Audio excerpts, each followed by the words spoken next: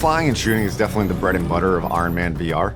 But in addition to that, you'll experience a lot more of what it's like to be Tony. And in that way, you'll return to the mansion, jump in his garage, start tinkering on your suit, and you're learning more about Tony, the man behind the suit, in addition to flying around in his suit. Friday, suit up, now!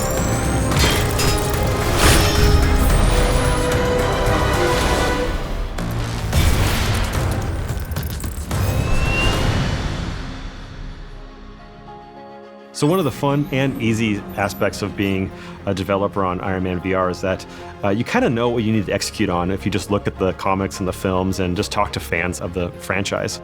And that's why we've built the Tony Stark garage in Malibu that allows players to kind of relax and just be Tony, listen to the radio, work out, but also be able to tweak the suit and just make it feel like this is your suit that you're customizing and improving. You can customize your repulsors, and you can craft additional weapons for the auxiliary slots.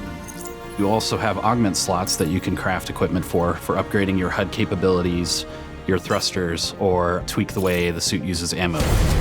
Start drones incoming on an intercept course. I told you your old weapons would be the death of you, Stark.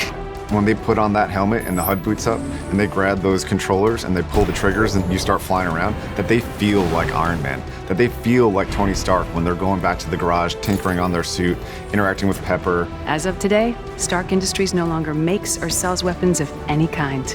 I want to tell a story that when players put down the controllers and walk away from the game, they continue to think about a story that's compelling, engaging, and explores the depth of Tony Stark as a character. Sir, hostiles inbound, 10 o'clock. Time for the hero thing.